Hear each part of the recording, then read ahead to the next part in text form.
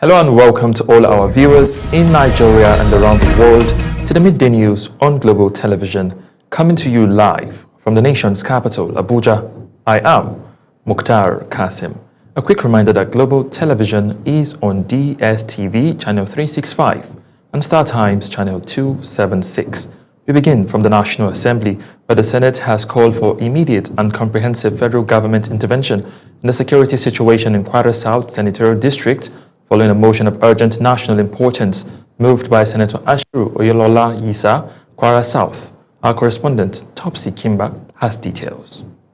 The motion, titled Urgent Need to Address Insecurity in Kwara South Senatorial District, particularly Efeledun local government area, was presented on the Senate floor amid growing concerns over the spate of killings, kidnappings, and forced displacement in the region.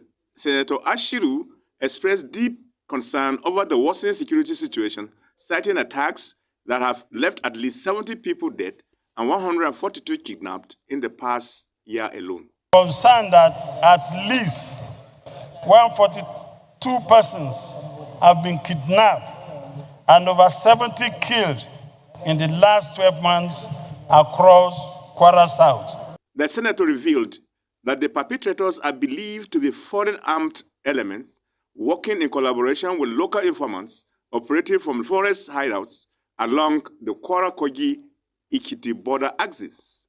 Roads have become unsafe.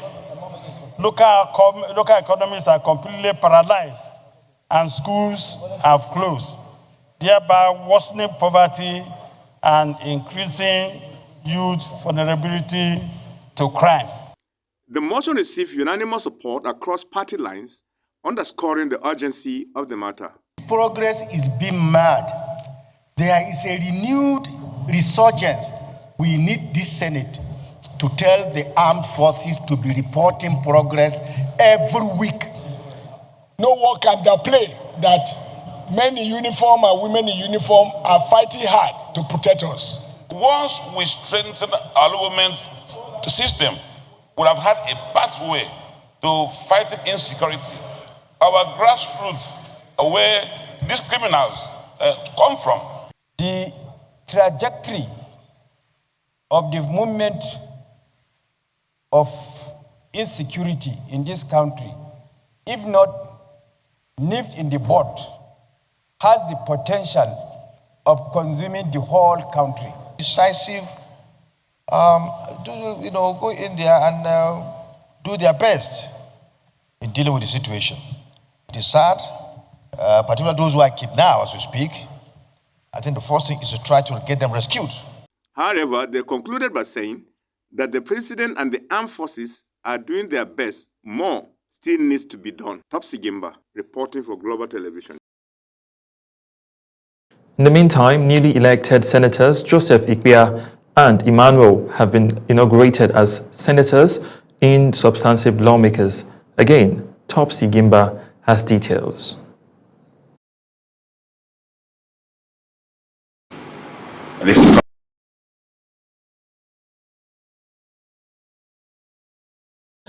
Products, enabling the Commission to register collective investment scheme and expand available instruments for investors.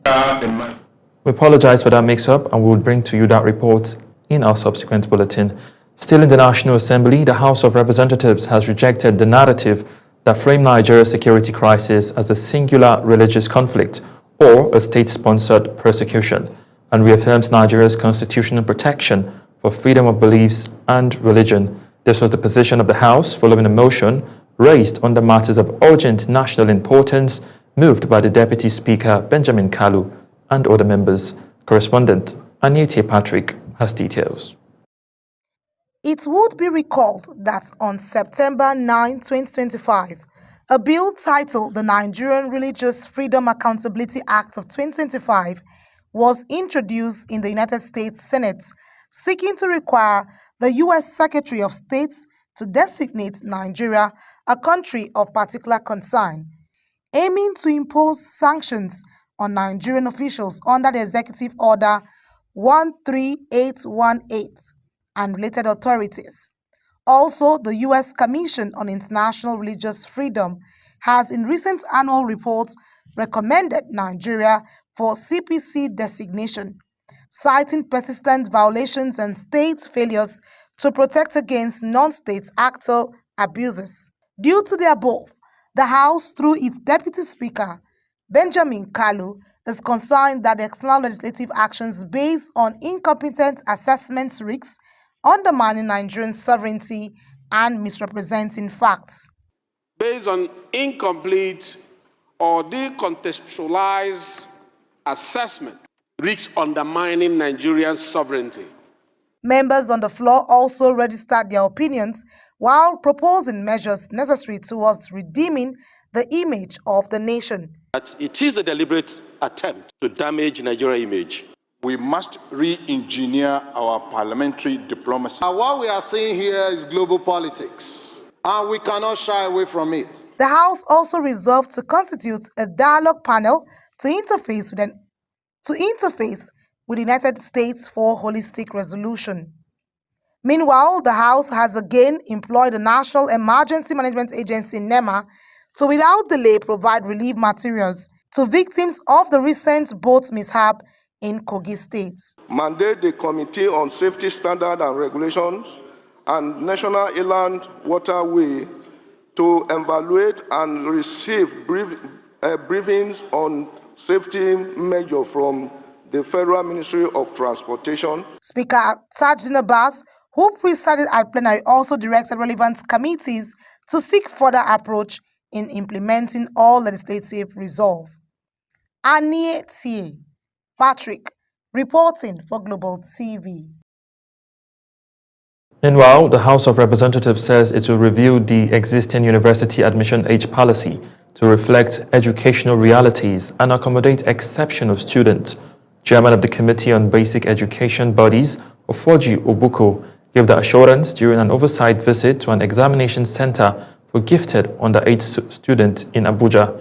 He clarified that the age policy originated from the Federal Ministry of Education, not JAMB, but said lawmakers will consider reforms to promote inclusivity in higher education.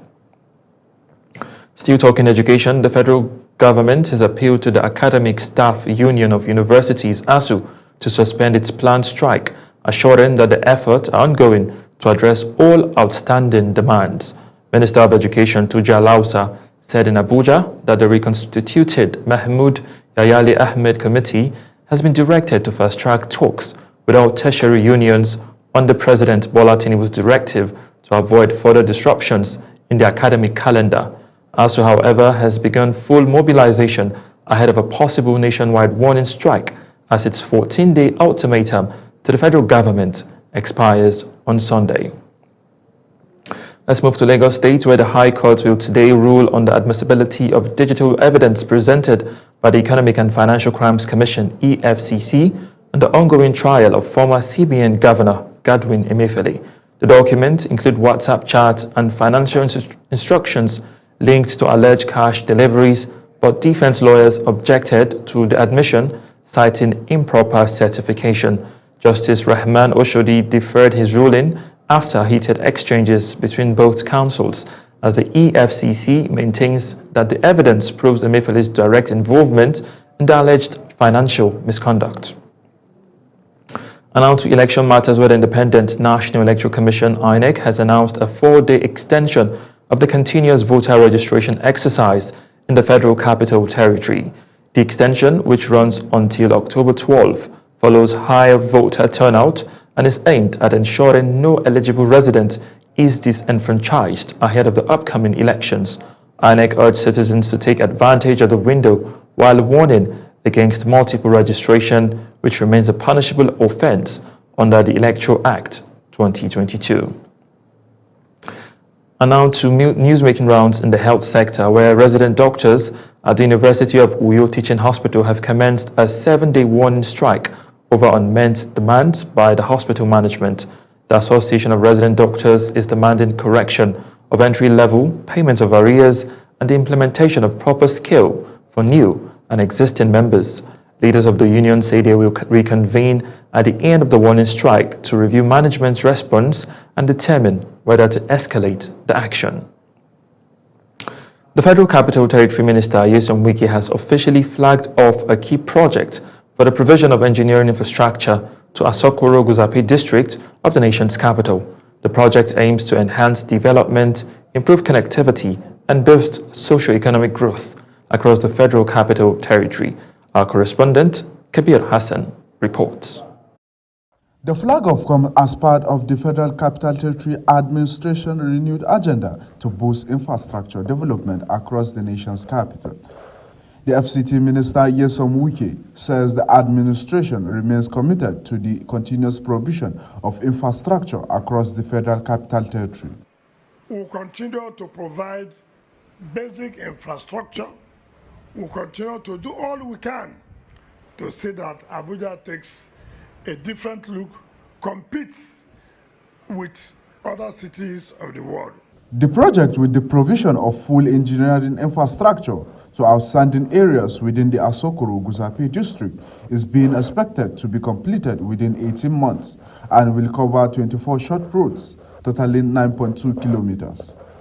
Wike commended President Bola Tinubu for keeping his promises under the renewed hope agenda, assuring that the FCT will continue to reflect the vision of the current administration.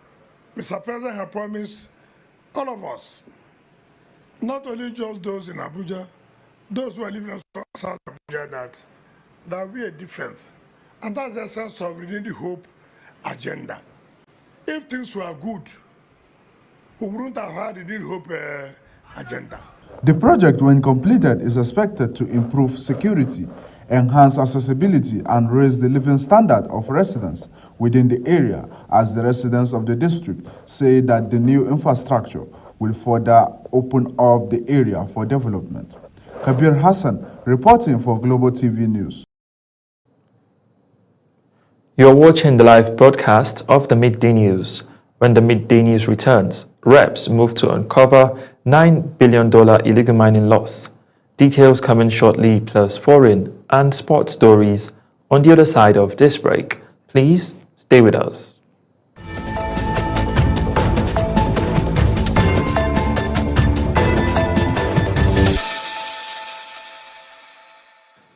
You're welcome back from that break. If you're just tuning in, this is the live broadcast of the Midday News on Global Television, coming to you live from the nation's capital with Mukhtar Qasim. And now to business news. The House of Representatives Ad Hoc Committee on Illegal Mining has vowed to tackle the menace head-on and recover billions of dollars lost annually to the activity of illegal miners. The committee says illegal mining remains a major threat to Nigeria's economy, environment, and internal security. National Assembly correspondent Aniti Patrick brings details in our subsequent bulletin. Still talking business, President Bola Tinubu has urged the Senate to approve the implementation of the new external borrowing plan in the 2025 Appropriation Act to refinance maturing Eurobonds. In a statement, in a letter read by the President of the Senate, Godswill Akpabio, during plenary, President Tinubu said action has become necessary to cover part of the budget deficit and ensure Nigeria meets its debt obligations. Our correspondent, Topsy Gimba, brings us details. The President's request is titled Request for the Resolution of the National Assembly to Implement New External Borrowing in the 2025 Appropriation Act, refinance maturing Eurobonds, and issue debt sovereign sukuk in the international capital market.